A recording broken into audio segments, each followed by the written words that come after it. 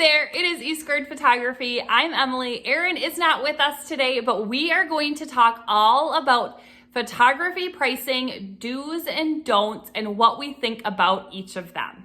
And if you are starting some sort of photography business, make sure to stick around until the end because we have something special just for you.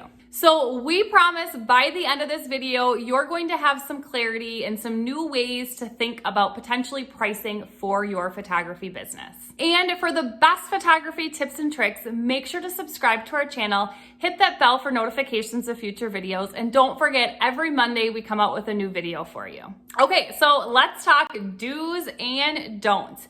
The first don't is don't guess at your price. Don't guess based on what you think you're worth. Don't guess on what other photographers are charging. Don't just throw out a random number out there like $100 for an hour session or $200 for a 30-minute, whatever it might be. Don't guess at your pricing. And I'm going to talk more about this later, but keep that in your mind. It's hard not to think about those things and want to compare and just guess because you just don't know. But we have a strategy that is going to work for you. Okay, the next don't is don't price too cheap. So if you price too cheap, let's say you are charging $30 for a family session. If you price too cheap, people are going to think that your work is worth $30 instead of your work being worth $300 or whatever it might be. You're also going to attract clientele that you might not want. You might attract clientele who are those price shoppers, just trying to find the cheapest place to get some quick family photos. You want lifetime clients, so charging a higher rate is going to be better. So do not price too cheap. You are worth more than that. The next don't is don't be inconsistent. This is something we struggled with right away. We would have inquiries come our way and we'd be like, oh, we kind of know you through a friend, so we're gonna cut you a little deal, or we can charge you the full rate because we really don't know who you are, and all of that stuff. So we were very inconsistent. And one thing we learned right away is we had our rates, we stuck to our rates, and we had a list of people that anytime they reached out to us, the majority of the time we would say, yes, we'll do a free session for you. You're either close family or very close friends. That list is what we go to say, hey, are they on the list? Yes, they are. Then we're going to cut them a deal or do their free session for them. If they're not on the list, they're paying full price. That's just how we do it, just so we can stay consistent throughout our pricing. Okay, I already kind of touched on this one, but do remember your worth.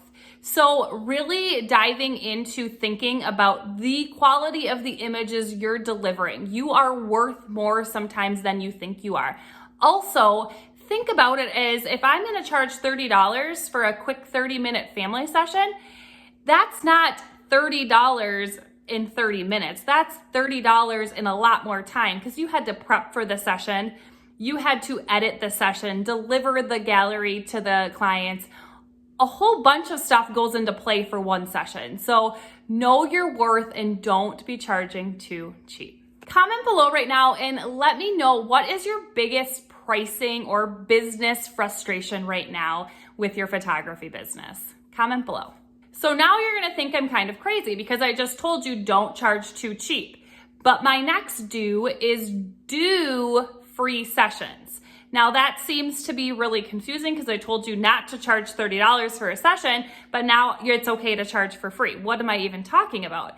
So what I'm talking about here is doing free sessions to get yourself started and get practice, get content to post on social media, get ideal clients that you're taking pictures of. And what I mean by that is, you know what you're probably starting to brainstorm what kind of style you like for your images. So let's say that I'm a family photographer and I'm just looking back at these pictures of my girls. Let's say I'm a family photographer and I want to shoot families that dress their girls like this. Well, I am going to do free sessions for families that I know I can convince to dress like this and to like this sort of style of images or whatever it might be. So doing free sessions can really show off and get you practice and show off the ideal client that you want to then attract. So we do encourage you to do free sessions to get yourself started. We even do free sessions here and there throughout the year, just to get more content that we might want or a new style that we might want, whatever it might be. So don't be afraid to reach out to people that you know would be amazing to photograph to get that content that you want. The next do is do offer digitals and prints. And what we mean by that is put a price point on those things. The reason we want you to offer prints eventually, if you're just starting out, that's something that was really stressful for us right away, so we did not offer them right away. But we very quickly found out that offering prints to our clients not only serves our clients because they need and want that help from us on how to order their prints, and they just want the efficiency of it all for us to handle it all. The other reason is because we, by selling those prints, are actually going to be making some money off of it. So it's an additional amount of income we can make by selling those. Same with digitals. Maybe you're going to give them 5 free digital downloads, but then maybe you give them the option to purchase the entire gallery that you're delivering for an additional cost. So really thinking about pricing those things rather than doing a 30-minute session for $30 and they get all the digitals, no prints are offered. So start to think about that in your business. Okay, so the next two are probably the most important when you're thinking about pricing. The first one is do think about what you want or need to make. So if you're in this photography business and you need a certain income per month to meet the needs of your family or whatever it might be, you have an income goal you need to meet. You need to be thinking about that. Now, if you're just doing this as a side gig, think about how much you would want to make. If it's bonus money for your family or whatever it might be, maybe it's a vacation fund. Think about that number, about what you want or need to make. That is so, so important when starting to figure out your pricing. And then along with that, you need to be think about how much you want to work. So let's say I decided I need $1,000 every month to set aside for vacation money or whatever it might be. And then now I'm going to decide how much do I want to work per month? Maybe I want to work 2 nights during the week, 2 nights per week, the entire month. So now I know how much I want to make and how much I want to work. Maybe I just want to work a couple weekends and do some weddings. So really thinking about that and then playing around with those numbers is going to help you set the price that you need to have, and you are worth that amount as well.